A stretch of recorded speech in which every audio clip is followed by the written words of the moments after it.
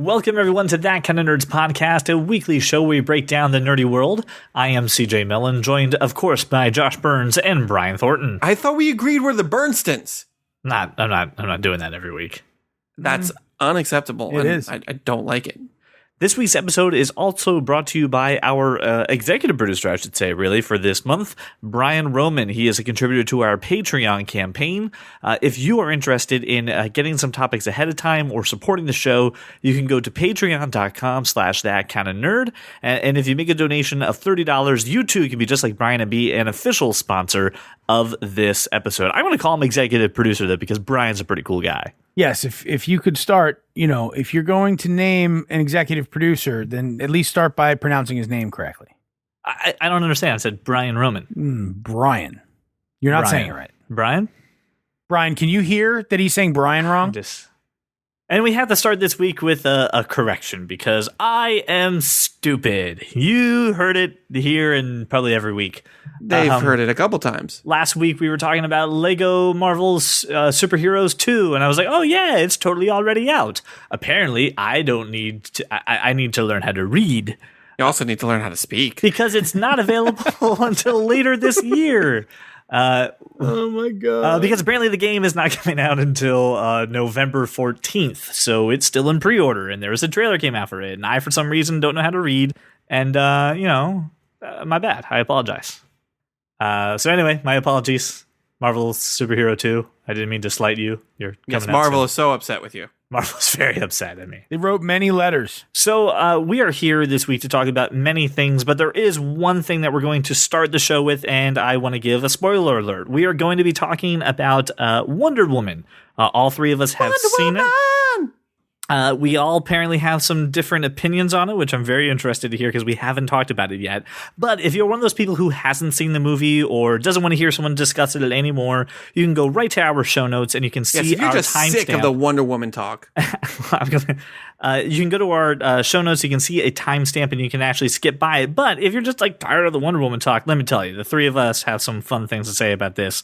You're definitely going to want to stick around. And if you haven't seen Wonder Woman, seriously, what do you do on the weekends? Get your act together. Go to the movies. It's not that hard. Take your kids. It's enjoyable. Let them play on the jungle gym while you're on your phone. Stop making that happen. And why do you want to teach your kids that it's okay to just if you misbehave, I'll gas you and you'll die? I just love your reaction at this point. You're going to make that thing a reality, and I don't like it. Okay, so let's talk about this because we haven't talked about Wonder Woman at all. Josh, because you were not able to see it last week, and Brian and I already kind of gave our impressions, spoiler free. What did you think about this movie? The first part, right in the beginning of the movie, very distracting because of all the children on the jungle gym. Stop trying to make that a thing, guys. Stop it. It was so I thought the first, how much time did they spend building up the island story? How long was that into the movie? I would say it's about at least the first 45 minutes. At least. I don't think it was that long. I don't think it was that long. I would say 30 minutes to 45. Okay, about the time where she was being trained, she was a little bit older. What are we talking about? 20 minutes, 25 minutes? About 25 minutes before the whole Chris Pine landing in the ocean thing. Yes, okay. Yeah. The first 25 minutes were so bad that when Chris Pine finally got on the island, I fell asleep. That's when I fell asleep. I woke up, Christian woke me up actually. And they were, where were they? Where were they after England? They were heading to Belgium. Yes. Yeah. Okay. So they were in that small village. I missed England completely. Oh man. So, and then when I woke up, I thought, this isn't good at all. Oh man. The problem, maybe because Chris Pine was the best part of the movie, that I went, this is not good. She's not good. This is not good. No. Okay. So you missed the whole fish out of water. You missed the whole No, comedy. She was a fish out of water right up until the credits rolled. Yeah, but oh man, you missed the whole. That was the funniest part about this entire movie.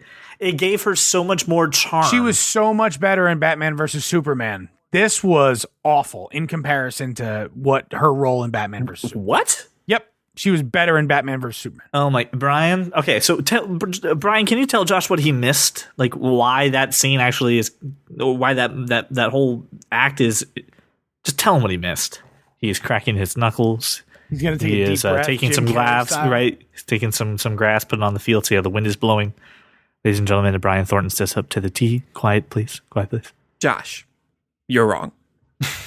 No, Josh, you missed all of the Character development? Character development is exactly what you missed. You missed all of the character development of her. You missed all of the chemistry, for the most part, between her and Chris Pine. You missed her whole motivation. The whole motivation for the movie. You missed that middle 40 minutes. You missed the movie. Maybe, but it was so bad in the beginning. It was so bad in the beginning. It wasn't so bad in the beginning. Dude, I mean, from the moment the movie started, I'm watching it. And I was excited for it. Very excited for it. And I just went, this is not interesting. And I fell asleep. Did you see No Man's Land? You saw that part?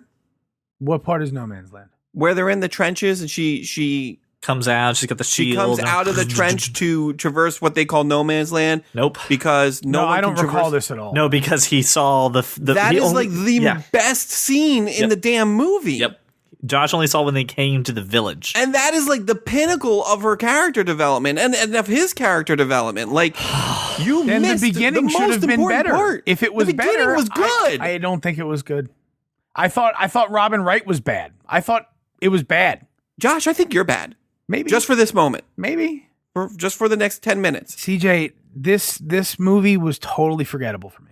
Yes, because you didn't see it. You didn't see the best part of the movie. Sure. If you don't see the whole movie, of course you can forget it. From the very beginning, it didn't hold my attention at all. I warned you there was buildup. I warned you there was a slow beginning. No, thank you. This is ridiculous. Maybe, but it wasn't interesting enough for me not to sleep through it. You didn't even get to the first fight scene where all the Amazons are being awesome and shooting like arrows and German soldiers. Yes, I saw that scene. Like that's right when he got there. I saw that scene. But then you fell back asleep. Hold on, wait. I'm confused when you fell asleep. I fell asleep after that. How? It wasn't. I didn't think it was very good. You saw an epic battle and then was like, I will go to sleep. They just get mowed down. I'm like, all right, well. They didn't get mowed down. They did get mowed down. The Germans got mowed down. The Amazons only lost like 3 people. The Germans got mowed. The people are dying. You're firing arrows and you're dying. Only 3 people died. All right, 3 people died. It Robin Wright does this sweet like kickflip in the air and like shoots 3 arrows. What is wrong with you? No, I saw it. I'm like, I've seen this before. I wasn't interested. Oh, you haven't seen it before. That's the come on. What, Snow White and the Huntsman? Is that the only thing you're gonna say? Oh yeah, it's all this kind of thing before. Maybe, I don't know. Who hurt you? Yeah. Show us on the Wonder Woman doll. I don't have to. I don't look. I was super excited for it. I didn't like it, and I slept through it because it wasn't interesting.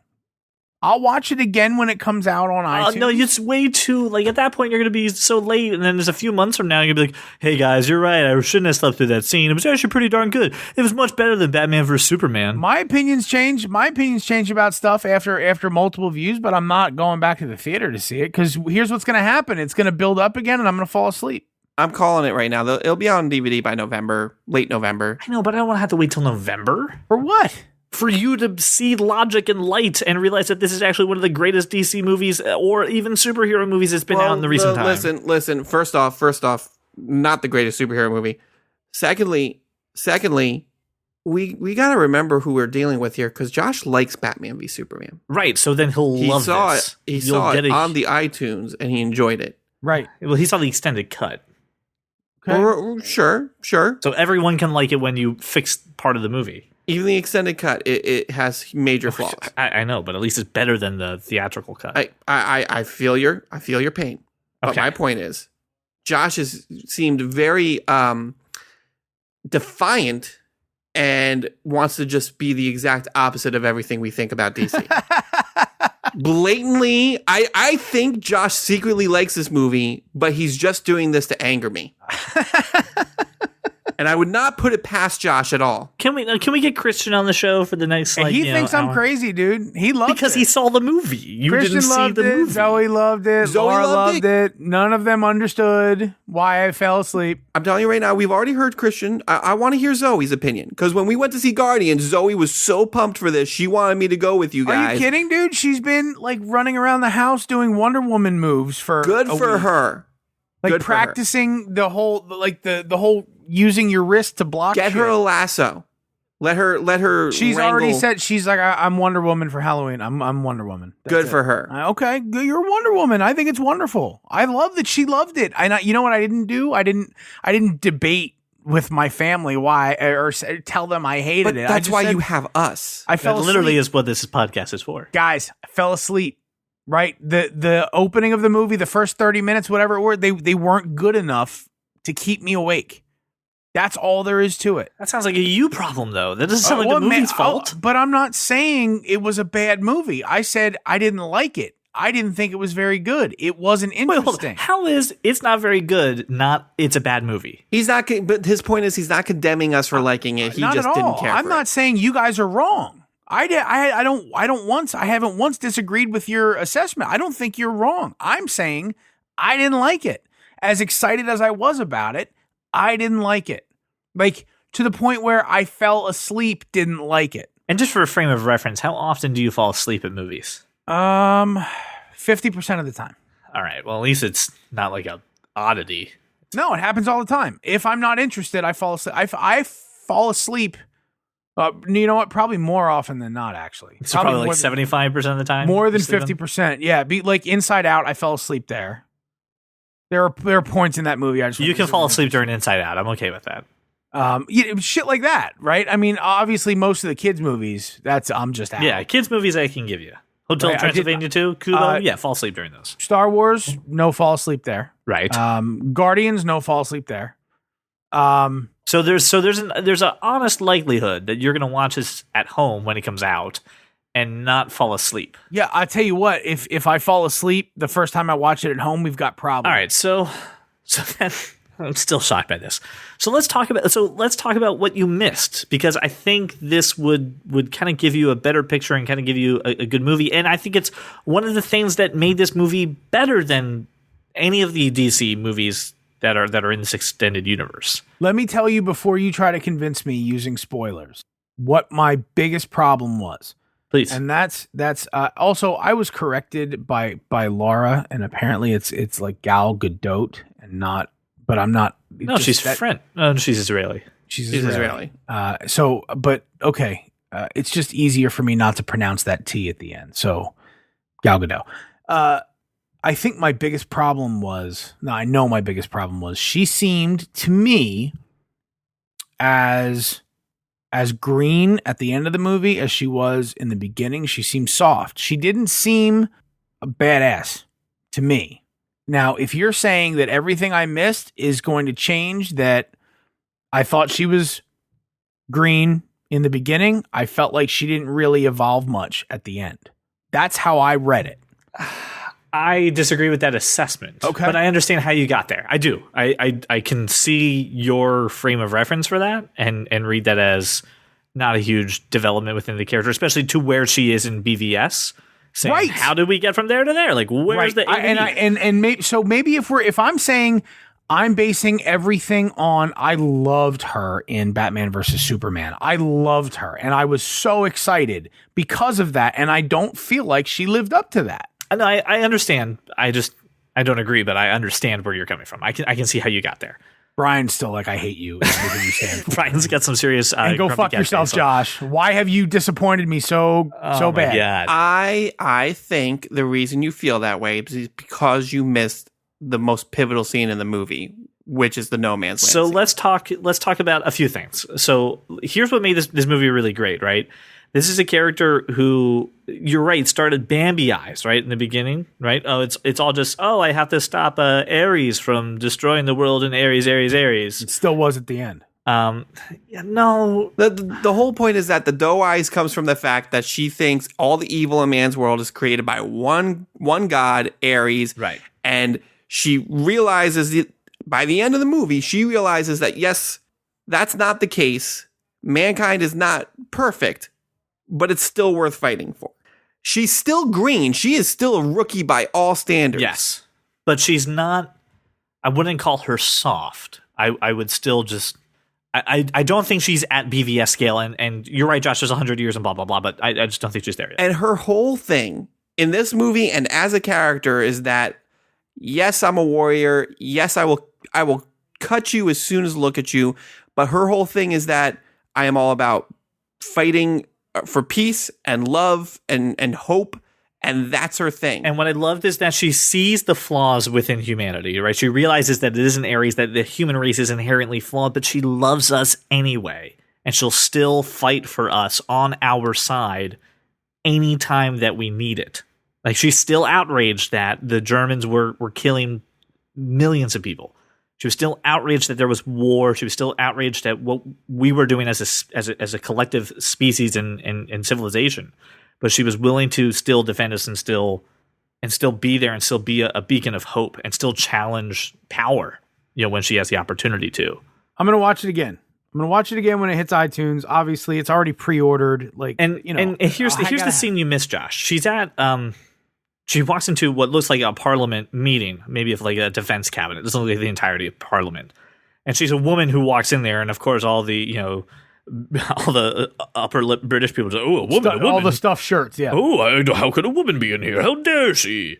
And then she gets into a general's meeting later on, right? Because Chris Pine, the wonderful Chris Pine, is given an intel report, and then or Chris Pine. Yes, Chris Pine. Which is actually, to answer Laura's question, is actually a mixture of Chris Pine and a prawn. I don't know if you saw it in the movie. I thought it was a combo between Chris Pratt and Chris. No, you can't mix Chris Pratt and Chris Pine. Then you're just making a completely perfect genetic human being. That makes no sense.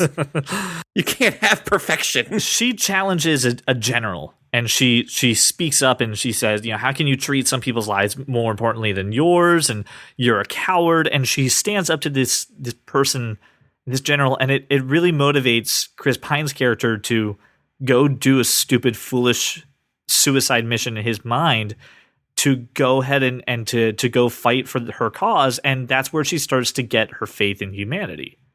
I disagree. I agree, but disagree. At the same time. Go ahead. I don't think that's the moment. I think Chris Pine's character, Steve Trevor is going to go on this mission no matter what.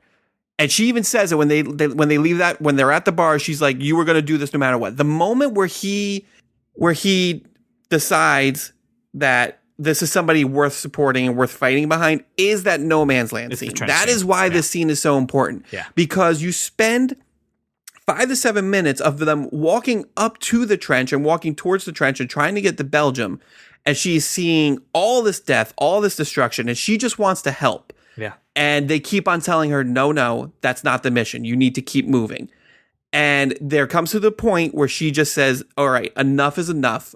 I need to do something. I have the power to do it. I'm going to do this. And she goes out into this field of death. No one has been able to cross this field at all without dying.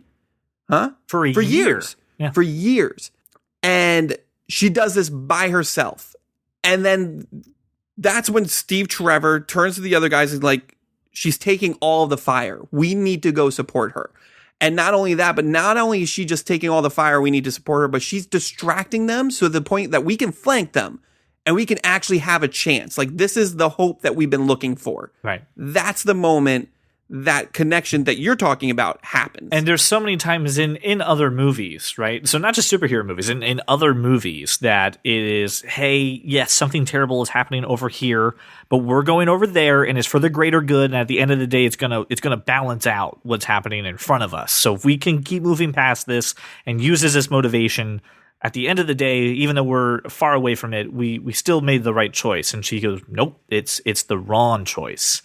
And it speaks to let's honestly think about what we're doing and how it's going to impact everybody. And at the end of the day, that actually leads them to a more successful mission, even though unfortunately that town is attacked. It makes the town attack too a little more devastating. It really just right, because they just went through all that stuff to liberate that town. Right, and the town was celebrating. The town had life and it had vitality back to it. and it was And that's also safe. that's also the first time you hear the Scottish guy. Chris Pine makes a very big note of saying this. It's the first time I've heard him sing in years. Yeah. Like that's the moment where everybody's like, oh my gosh, like there's hope. There's something that is worth fighting for. And it's all because of her. She's the one who spearheads that. She's a better symbol for hope than Superman is. We said that last week, but that's the moment. But that's the moment you realize this this woman is the beacon that. And setting it in World War I was probably the best thing they could have thought of. Absolutely. Because it's one of the dirtiest, most ruthless wars in history. That's the beacon of hope you're hoping for when, like, in such despair and just pure hopelessness. Yes. Which is what made this movie so good. Yeah, this world is not all doom and gloom. It's not all dark and gritty. There's actually light. There's actually a ray of light at the end of the tunnel. You actually get somewhere that it feels hopeful, and it's direct impact based off of a character's choices, which honestly the DC universe has been lacking in all of its movies. Now that we talked about what I liked, let's talk about what I don't like. I have one complaint. Okay, I hope it's the same as mine. Go for it. We'll see if it's the same as yours. So my complaint with this movie, it comes at the end of the like third act, last half hour, 40 minutes of the movie. Because, yeah, we know Wonder Woman's trying to stop Ares, right? She first off, throughout the entire movie, we have no proof that Ares exists. You're spent keeping this entire movie thinking that maybe she's a little nuts. Maybe she just doesn't realize. And was like, yeah. Maybe she just doesn't realize that mankind is evil to one another, and they don't need any god to control them. But then, you find out that Ares is in fact real, is in fact the big bad. Here's the thing: two issues. For me, when it comes to the villain, and unfortunately, because I don't think, first off, we spend 2 hours of this movie, and your main hero and your main villain don't ever really cross paths with one another until the very end. Their motivations are very unclear, and Ares' motivation especially is very unclear.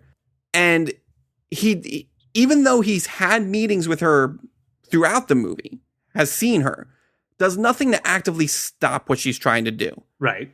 So there's no conflict there, with the exception of the fact that we're in the middle of World War I. Yeah. The only thing I think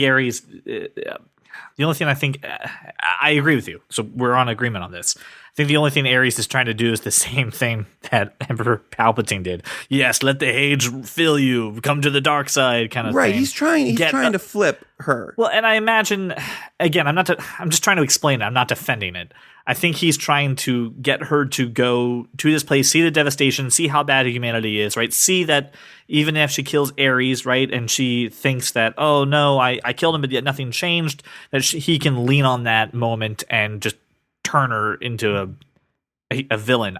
That's a terrible plan. I don't like that. Won't work at all. He does nothing to actively try to do that at all until the end. Until he talks to her in the tower. Until the very end. Wholly agree. You have many other chances to influence other people around you, right, to make her do something. I agree. My other issue is it took me forever to realize that was Ares, because the way they set it up. So I need you to remember at the beginning of the movie, they talk about how Ares flipped out, killed all the gods. Yes. And Zeus then used the last of his strength to kill Ares, right? Yes. Well, to strike a blow. Right. Now fast forward to the end. He goes through his backstory talking about how he had this last bit of remaining strength and he had to stay underground and all of this other stuff. I'm not joking. For the longest time, I thought maybe this isn't Ares. Maybe this is Zeus, who's just sick of humanity and sick of his creation. And it was never really explained. Like, it was never truly shown that, like, yeah, this is Ares. He had lightning powers, which also made me think, okay, maybe this is actually Zeus. And I've talked to multiple people who felt the same way. Like, multiple people who were like, I wasn't really sure. I knew he was a god, a Greek god of some sort, but I wasn't really sure if he was supposed to be Ares or not. Here's your why does he have lightning powers? Because he's Zeus's son, so he gets to have lightning powers. Again, not defending, explaining. I agree with you. Not defending, explaining. Well, she kind of has them too, right? Well, she has a power, not necessarily lightning, but yes. Right, but I mean, she wasn't devastated by his attacks. So correct. Right. So like I don't think there's I don't know. I didn't get that.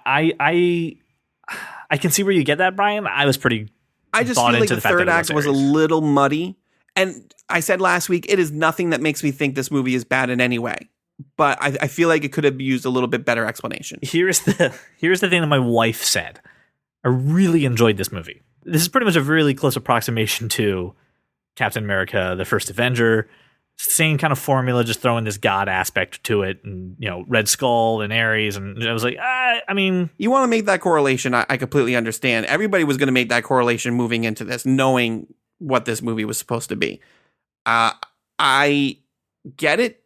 I don't agree with it. I think they did something different. Same thing, and explaining, something not defending. I'm just explaining what was told to me. I think they did something different and something better with this. Here's what I will That's all I'm say. saying. I do like the fact that it wasn't dark. I do like the fact that this movie had actually more color in it, as we talked about too. It's not washed out of color. Wonder Woman's costume pops and actually gives you a sense of heroic. The blues look blue. Take notice, freaking Superman. I like this. I think this movie is far superior to Batman vs Superman. Far superior to Suicide Squad. I know there's only 3 movies to compare this against when it comes to that. This is where they need to raise the bar. This is the movie that they need to continue to run with, and this is a character who is now fleshed out, and this movie delivered everything I wanted it to be and a little more. And I liked Ares as the villain. I like the fact that I don't think we're going to be seeing much of him again. Probably not. He's a god. Who knows? Right, but you know what I did like? They killed the love interest. Yeah, yes, and again in Steve Rogers fashion. Let me get into the plane and in Steve Rogers fashion, but he did the ultimate sacrifice, and the nice thing about it wasn't for her. It wasn't I need to save this damsel. It was I need to stop this war, and I'm gonna. I did like sacrifice myself to do this. They didn't play into the sorry, trope. And I love the way they did that, where you couldn't hear what he said to her at first at all, and then she remembers. Then she played it back. Oh, like wait, that's a great way to tell a story. That's a great way to tell a story. Done. And then the watch, and when he's handing it over the watch, what he's doing, but Wonder Woman's all like dazed and confused and doesn't really put 2 and 2 together right away. Just so good. What did you think about the Ares costume, by the way? Because I sat next to a comic book nerd who practically jizzed his pants. It's exactly like the comic book costume. It was very, very well done. He was grabbing his friend going, dude. Yeah, it was solid. Come down. I mean, and when they reveal who Ares is, I'm like, really? This guy? The only thing I thought of was, do we have to keep the mustache? Does the mustache have to stay with Ares? The mustache is sign of evil. The bushier, the more evil. It's the melodramatic villain sign. Yeah. No, I mean he looked awesome, and that fight scene was great, and all the action in it was awesome. Can I say one thing I didn't like that was just visual and filmmaky? The slow motion spins through the air, way too many. It'd be really impressive. A lot of that. It would be impressive if we could just see her moving fast and be like, "Fuck, she is fast." But a lot of slow motion. I can kind of agree with that.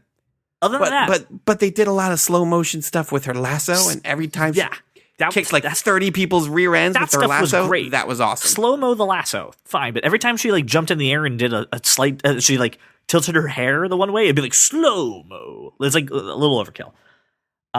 Bottom line, like this movie. Brian, did you like it more than Batman vs Superman and Suicide Squad? Yeah, leagues better. Streets ahead. It was awesome. All right, well, if you've just come back from skipping the Wonder Woman conversation, first off, again, just go see the movie. Wonder Woman. That's first off not what you've done any other time we brought up Wonder Woman. Well, now I'm bringing up the 70s show, okay? I like that. I like that actually just as good. Yeah. You want the... I do. Now that we've done a comic book movie, I think it's only appropriate to move into the world of comics, how it's affecting TV and the movies. More importantly, how it affects me. Ladies and gentlemen, it's time for Cape Talk. Cape Talk! And this is awesome because as we are recording, they just dropped a teaser trailer for Black Panther. Can you call this a teaser trailer? This is solid 2 minutes. No, yeah, but the teaser trailers have been 2 minutes long. The work that they've done with these trailers has been fantastic, and this one was badass. Whatever company starts making trailers, keep that shit up. Well, it just starts out, man. It starts out with the, we've been looking everywhere for it, and you're going, this is going to be, and just the flashes that you're seeing of Wakanda and of the Black Panther, you're going, this is going to be awesome. And then when you get the reveal, holy shit. Michael B. Jordan. Holy shit. So, Brian, give me your impressions. Holy hell. Those are my impressions. Holy hell. I'm so excited. This movie is going to be fantastic. This took everything that we liked about Black Panther in Civil War, and now I get to see 2.5 hours of it. Yes, please. Yes, please. I want it all. I want it all right now. And look, so that what I got from it was it feels like the studio thinks they have such a winner that this is going to be sort of the next Iron Man type, where we have an amazing actor adapting and outshining the comic book character a bit. Yeah, this has a different tone to it and has much more gravity to it. It feels like this is like a new beginning, right? Or a new place that you can be like, oh, you haven't seen a whole lot of the Avengers movies? A new jump off, at least. Yeah, absolutely. Oh, come watch Black Panther. I think you'll like it, and then you can watch the other ones. I think it's a great place to try to suck in. You don't think so, Brian? Audience. No, I agree. I was sniffling. Allergies. Sorry. Actually, I was just clearing the tears from my eye from this trailer. Dude, the cast looks amazing on this too. I mean, just the amount of actors and quality of them is blowing my mind, and I cannot wait to see what's going on. Plus, just the contrast to what we've seen within the MCU compared to this movie looks great. This looks very different than anything else we've seen. It really is going to draw you in and create a big world for you to explore. It looks different because it's tribal. Like I don't see other than it being at the very least sort of native and tribal. And then there's a real contrast between that and then like spaceships taking off and shit. Right. So like I don't think it's any different from a Marvel comic universe approach. I think the setting is vastly different. Yeah. Okay. That's all. Yeah. No. I guess that's what I'm picking up on and horribly explaining. All right. You're right. Yep. Yeah. Okay. Fair enough. It felt very much that we've set this in a place very ancient, and there's all this modern technology coming out. To some degree, I swear to God, to some degree, I thought about the movie Comic. And I'm like, there's people like these hunters. Think about these hunters, right? That's sort of what they got trapped by a bunch of shit they couldn't control. And it was, it's a crazy, like, not machine guns around the perimeter type thing, but that scene where the hunters got trapped, the explorers sort of got trapped, right, and caught. That's where I thought, here's a very weird parallel, but I didn't think it was any different from any of the recent Avengers stuff from a technology perspective. I think that it's interesting, and I like that they're expanding upon the view of the Wakanda, sort of drive for technology supremacy that they talked about in Civil War. They're driving that forward and giving you an idea of really how advanced it is. That's cool. But the fact that they're hiding that from the outside world, here's my question, right? There's keeping it secret. It's not yes, hiding, but like they don't. But they're not telling everyone else, "Hey, we got flying ships." Right, because people come in and they start poking around. And I'm sure the movie is not going to leave Wakanda for most of it. I'm not positive. If it's in Wakanda most of the time, right? Does everyone have access to this? My question is this: he gets shot at with a bunch of bullets, right, and it just bounce right off him. He's like, dude, like. Hello, vibranium, fuck off. Right. He's got a suit lined with vibranium. Right, but you also got to remember those people shooting at him are not from Wakanda. Right. Who the villain? What does the villain have that can stop that? Because he's got Superman syndrome just right now from this 2 minutes. What is the villain? So I'm pretty sure Michael B. Jordan's character, who you're so excited for, is a villain from Wakanda who has all access to that kind of technology. That's what Andy Serkis's character is also, I know, a villain named Claw, who also has access to that stuff. Perfect. That's what I want. I want to make sure the playing field is even. Otherwise, it is most certainly even. I read the Michael B. Jordan character as sort of the young rebel rising from the native tribes. Yes. I again, I got to brush up on my Black Panther. And to be fair, we saw the trailer maybe once, and then we came to record. So I mean, like we haven't got a whole lot of that adjust. Like yet. he didn't look friendly. right? I only watched the trailer one time, but he is most certainly a villain.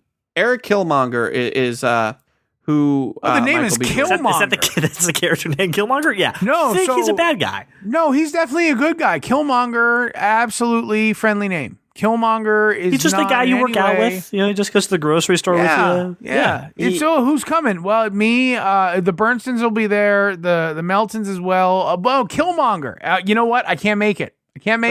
But it has nothing to do with Killmonger. It's the baloney slacks of the Meltons.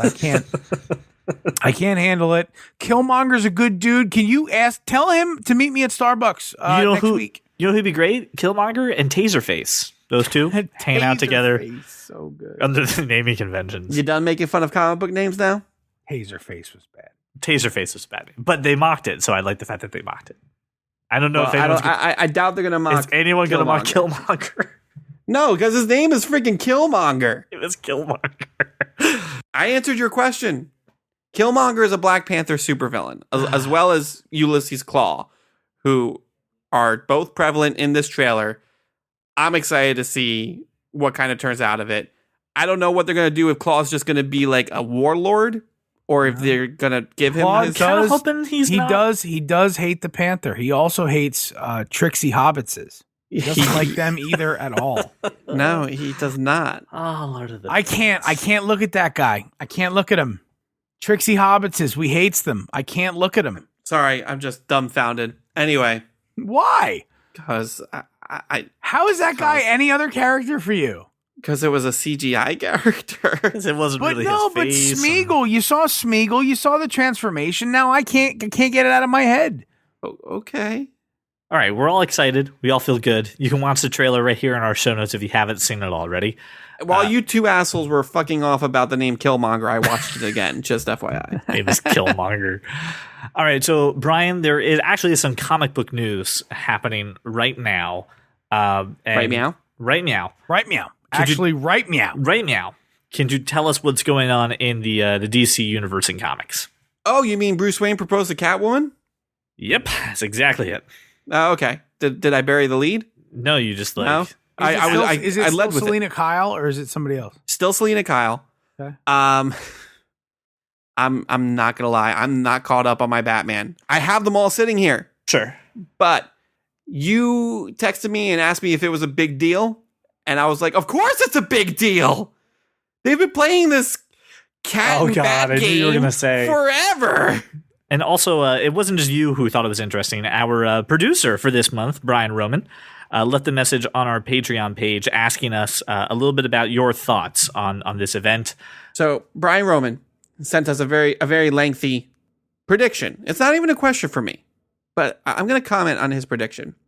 And due to the length of this, I will definitely try to button it up a little bit. Button. Anyway, speaking of buttons, they just wrapped a story between Batman and the Flash called The Button, which, long story short, during the Rebirth arc where we brought back some of the old storylines in the DC universe, we're also firmly implanting the Watchmen universe into DC continuity now.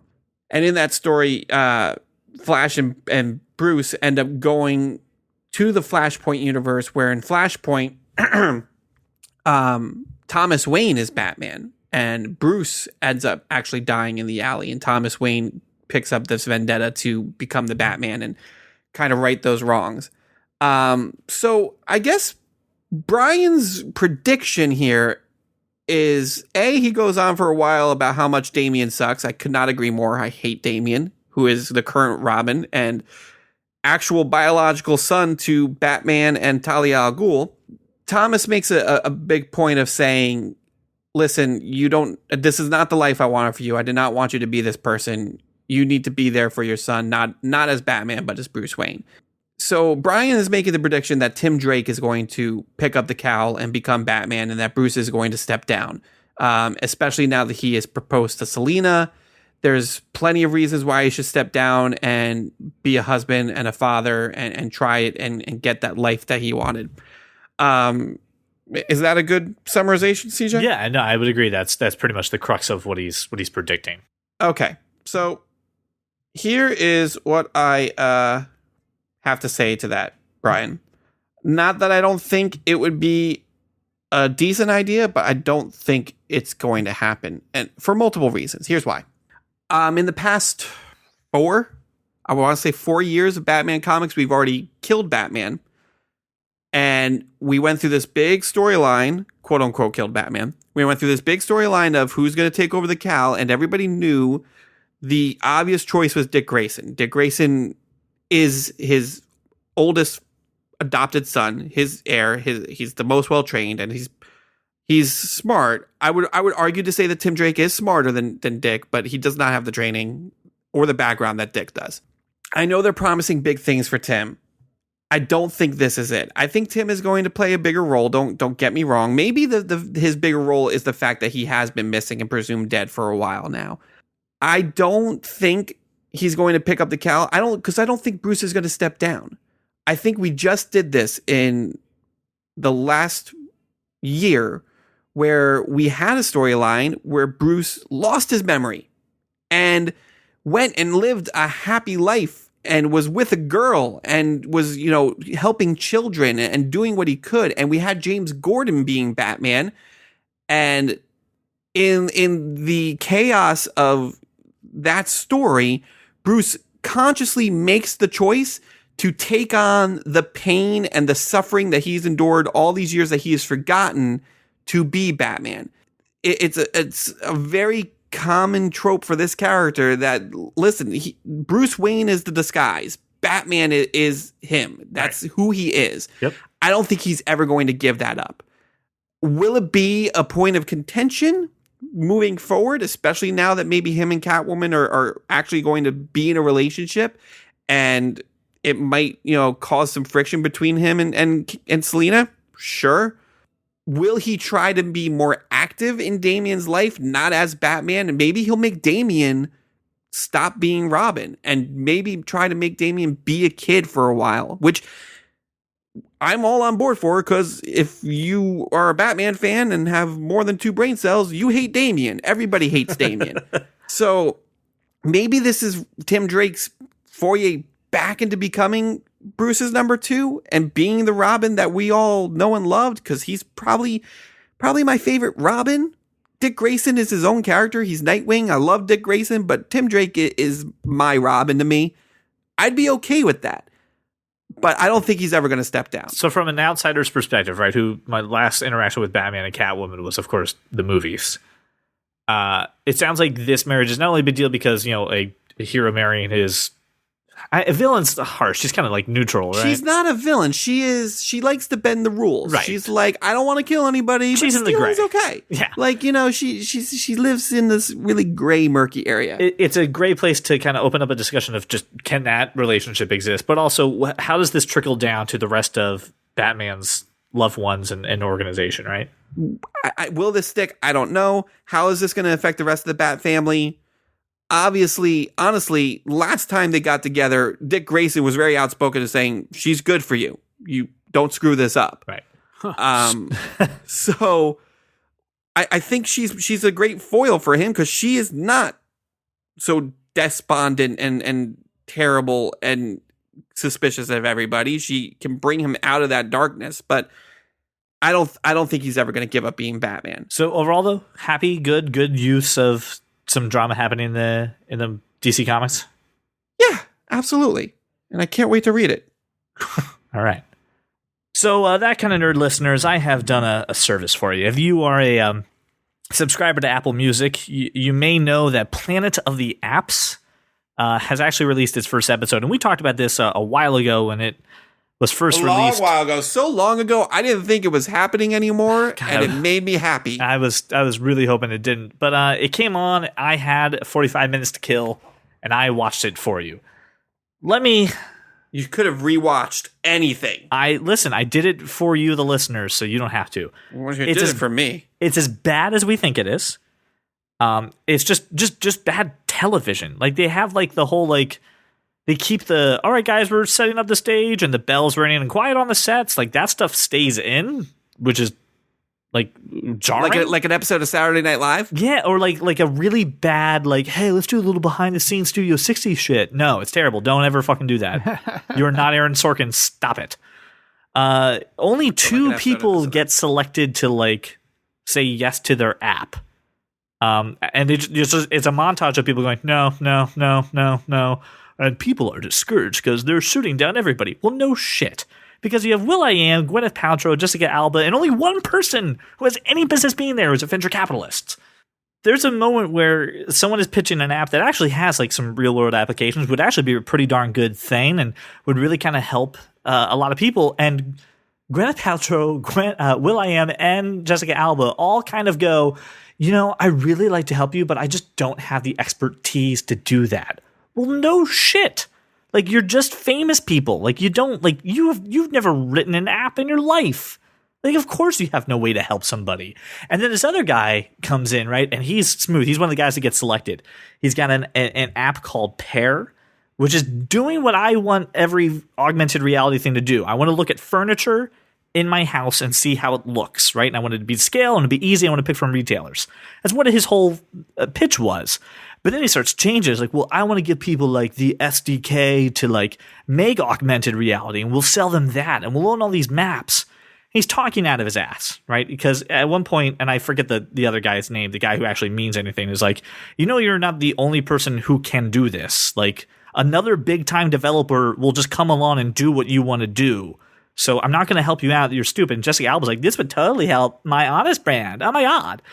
And he talks out of his ass so much, right? He's clearly just like, do you know how easy it is to fool Jessica Alba on technical aspects of augmented reality? Really fucking easy. Really easy to fool Jessica Alba. And he gets in front of a VC firm, he makes his pitch, and he gets eviscerated because he's not, like, his idea is crap. It's just the way he's going about this is terrible. And you know what's funny about this? And we're going to get to it in just a moment. But you know that another big time developer came around and did exactly what he did? You know who the company was? Apple. Apple made an SDK for augmented reality and gave it to every app developer last week. So, like, the show is terrible. Number one, it's just bad television. It's got the, like, behind the scenes set. The people who are the experts don't actually have the expertise to help somebody. They just have money and a brand name. And then the moment where you actually like get to a really great app or something that's meaningful, like there's another one called Companion. Google came out and did the same thing that same week that they're actually like. Wasn't this what we were saying the entire time? Yes. When we were talking about this show was just like, listen, it's so hard to get into this game because you have Google, Apple, all these like giant companies who can do it and do it better. And signing with Goop or Honest or whatever will.i.am is representing is not going to help you at all. Yeah, the venture capitalist guy, I don't care what his name is. Don't send me an email. He actually funds this companion application, and they get $1 million. Like their idea is good because he actually strategizes with him. But they're in the car, like going to go talk to each other and plan. And it's like, Google just did what you guys did, so figure it the fuck out. You gotta hustle. It's really bad. It's not good at all. Don't watch it. Skip it. It's just seriously not worth your time. Planet of the Apps. It's awful. I watched it CJ? So you didn't have to. CJ, your review of Planet of the Apps, much like the reviews of The Mummy that have been coming out this weekend, just makes me want to see it. No. I'm going to watch it. I'm doing it. I am not responsible for you wasting 40 minutes. More importantly, let's go see The Mummy, even though it's got shitty reviews. My wife wants to go see it tomorrow. I don't want to. I'll go see it. All right. Now it is the time of the show where I ask these two fine gentlemen for their tech perspective.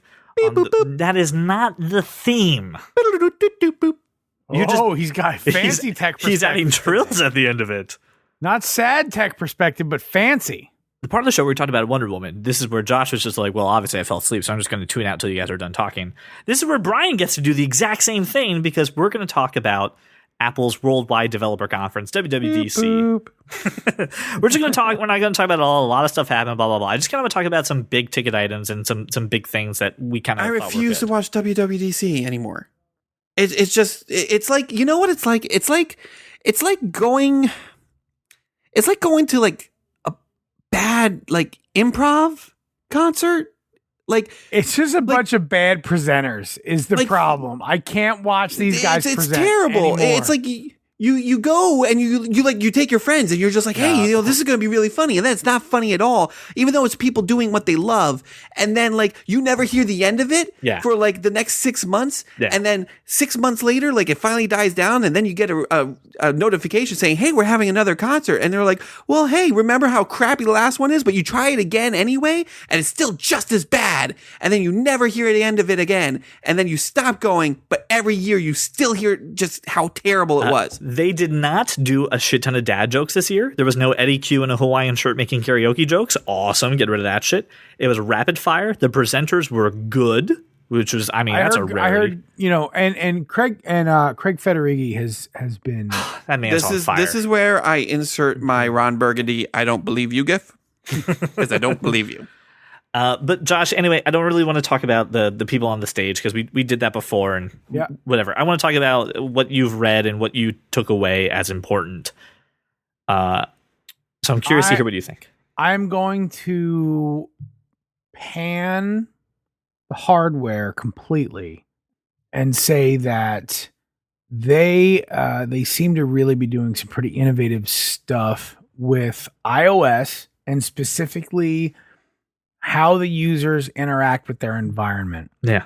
So if anyone hasn't yet purchased a HomeKit something, right? Like I had a thermostat installed that compatible with HomeKit, and you know, from Control Center, it's easy for me to adjust the temperature of my home or switch things up. You know, same thing. There's lighting, there's all kinds of stuff, right?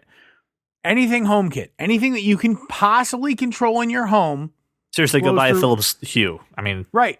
Light bulbs, lamps, whatever. Power, control, everywhere. This is incredibly nice. And the way that they've modified Control Center for iOS 11 is very impressive. So customizable, finally. Yeah, it is super customizable. And they actually talk about iOS 11 for iPad being almost Windows-esque in its multitasking. I don't know what Windows is like at all. So I don't know. I seriously. Well, no, I think XP, and that's still what you're getting. It's okay. I'm not sure what that means, but okay, multiple windows and the snapping is kind of how I feel about it. So fine, that's what I'll take from it. But I do. They're making a big deal, and some of my friends that are very educated about Apple products are really all about this HomePod speaker. and let me just be very clear. I think the Amazon Echo, Google Home, and any other sort of voice activated home speaker thing are a total waste of your time and money. Yeah. Total waste of your time and money. I agree. They are not at all intuitive. They don't predict behavior the way that automation should. There are really no macros that you can possibly execute other than what you pre-program, which is, look, anybody can do that. The only thing that the Amazon Echo is really good for is if you are a huge Amazon house and you want to consistently be able to order things with your voice. I'll give you that. Low on toilet paper. Great. The ordering, great. Hey, Dingus, you know what? You know paper. where I can do that faster? On my phone. So I just, whatever. Can I do that from the bathroom and have a drone deliver the toilet paper to me? Like if I realize I'm out, be like, hey, order toilet paper. They are so good that they can grizzle box that shit into the window of your perfect the bathroom that they know you use, because the cats are not trained to bring me a roll of toilet paper. Very well, and there aren't very many of them, so it's hard to find in his palatial estate. But wait, there's not a lot of cats. They're just a very low ratio. Oh, okay, cats to males. But Brian has a very specific turlet he visits in a specific area of a specific wing. Oh, yeah. He's got one turlet he prefers over all the other turlets. It's got the heated seat. Yeah, that's the one. I bring my Switch in there. And he gets that shit grizzle boxed. Pew! Like right through the window. He's good, right? But that's not what we're talking about.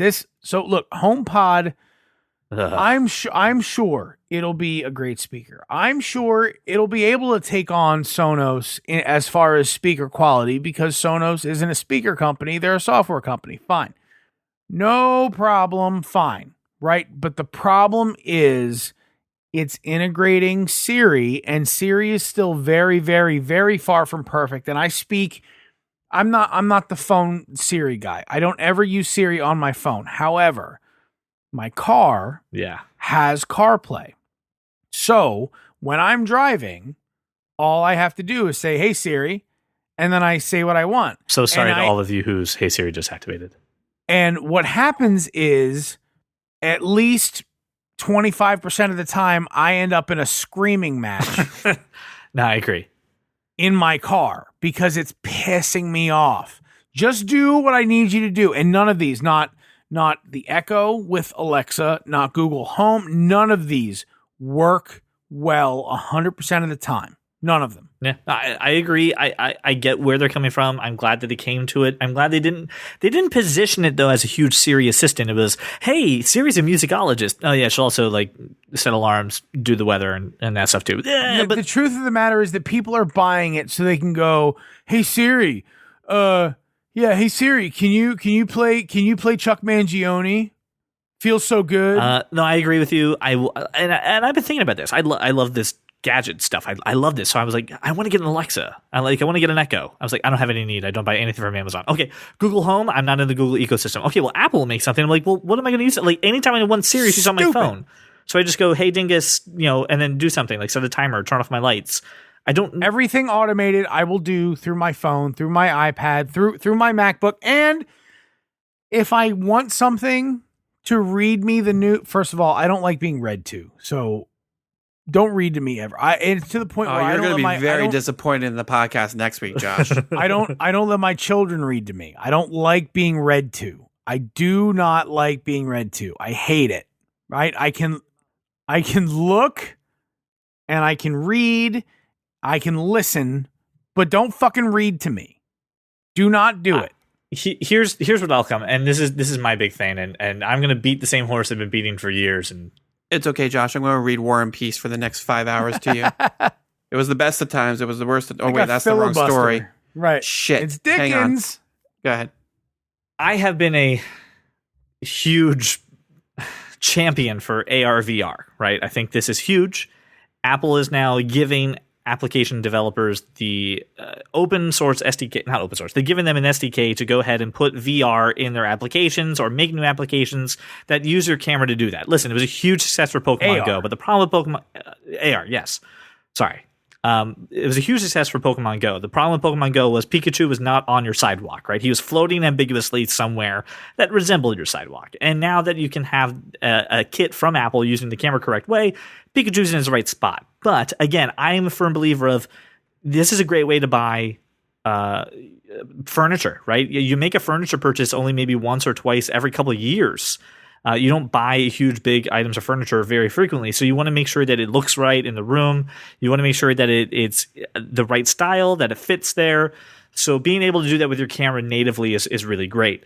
The other thing that you can do is to put that into video games. So instead of a cutscene or something that you can't really do in a mobile game, no one wants to sit through a cutscene. Make it an AR experience. I'm not talking about 3 minutes of holding your iPad or your phone up the entire time, but make a 1 minute thing happen right there in your video game. You can do that now. I think it's going to make gaming on iPhone really, really interesting and maybe rival, right, some of the console games and some of the things that have been out there. We've been talking that mobile gaming and the way in which they make those purchases and make money is a very innovative way to change the market. I think they can do that. I think Josh Burns' way of changing the world with one in-app purchase at a time really helps out. The other thing, too, is they changed the podcasting app, so it actually looks a lot better and a lot easier to navigate. So if you listen on Apple Podcast, you are going to be happy because it's going to be a lot easier to find that kind of nerd stuff on it. Oh, and there's one other thing that I did like. You can do Apple Pay peer-to-peer via an iMessage. Oh, I totally forgot. I love that. Because when we go out to family dinner or something, so much easier. Well, sure. Just Apple Pay me. Look, Google Wallet has been able to do that for quite some time, obviously. And I've been using Google Wallet exclusively, in exchange, money with friends and whatnot. Apple Pay means I can do it from a credit card with a touch. Yep. I know that it seems ridiculous, but if it takes me less time to set up, I'm about it. Yeah. And And it's just it's a little easier to do because most of the people that we interact with are Apple people. So, I mean, Brian, do you have a Google Wallet? No, right? I'll take your silence and look of stunned face as a no. But you have Apple Pay. I don't use any of that stuff. He doesn't use Apple Pay. I have a credit card in my wallet. You know where credit cards are accepted? Everywhere. Here's the thing. You listen. You swipe your credit card at the wrong spot. Yep, happened to me already. However, everywhere Apple Pay is accepted, your credit card number is obscured. You are totally risk-free. It's a token, not your credit card number. My brother-in-law just had his credit card. Which is not the case with Samsung Pay. Right. My brother had just had his credit card account hacked into, and he lost over $180. I had my credit card account hacked and lost about over $400. I got it back, so I mean we're all good. But I lost a ton of money. And it was because we used it in places that just had regular swipe and chip, not even chip a pin, just swipe. Use it at one unsavory place, go to one gas station where they put a reader in there and you're screwed. And a lot of retailers now are going to be launching Apple Pay. They're going to have over 50% of US retailers are going to have the ability to use Apple Pay. I think I read the statistic. Don't call me out on that if I'm wrong. I probably am. But it's growing in huge ways. Square has Apple Pay. Listen, it's great. And just from peer to peer, it's what we've been wanting. It's going to be a lot easier to pay for it. So anyway, very happy. Well, you guys are going to have to sit down with me and help me navigate what that hell that is. Very happy with Apple. But again, just for all the Android fans, Craig Phillips looking at you, we're not sold on the HomePod. First off, what a fucking dumb name. Secondly, just no assistant in a can is good right now. Just skip it. It's not worth your time. Yeah, the home speakers aren't good. Well, that is the end of our show today, but we still need your support, and we have some amazing things to let you know. Right now, from June 15th to June 21st, so a big window of time, we're going to have 15% off all of our t-shirts on shop.thatkindofnerd.com. You can just use a promo code, which is TS0617. Yeah, it's weird, but go to the show notes and you'll have it. It'll also be a banner on our shop, so this way you can't forget it. Again, from June 15th to June 21st, get 15% off t-shirts at shop.thatkindofnerd.com. Also, as we talked about, Brian Roman has been a member of our Patreon, which we launched this week, where you can go ahead and help support us every month with making such amazing content. But we also give you early access to our topics. You actually get the show a day early, too, so you can listen to us before it comes out on Monday. And you actually get to interact with us as a community to make this show what it is. So please go to patreon.com/thatkindofnerd or click our show notes, where you can support the show with a simple monthly donation. They go from $1 all the way to $30, so anything you can spare will be greatly appreciated to help make this show an amazing show that you love. So thank you so much for making us your walk around your neighborhood or your drive to work. I am CJ Mellon, along with Josh Burns and Brian Thornton. The Burnstons. Thank you so much for listening. We'll see you next week. If you love comics and sci-fi and technology, television, video games, and fantasy, well, take a listen to our show, I'm sure you'll see there's many points where we can agree. Like that Martha as a plot point was just too absurd, and Apple versus Android is a case to be heard, and that Josh Trank's new Fantastic Four was a turd. Well, welcome to the club, 'cause you are that kind of nerd. Wonder Woman! You know what I do? I wake up in the morning and I think to myself, what would be a great name? Killmonger. I'm going to go down the escalator and pitch an app that measures the brightness and power of the moon that will really actually give you the maximum output from your jade stone that you shove up your hoo-ha, and Gwyneth Paltrow will be all over that. Riffing tech perspective.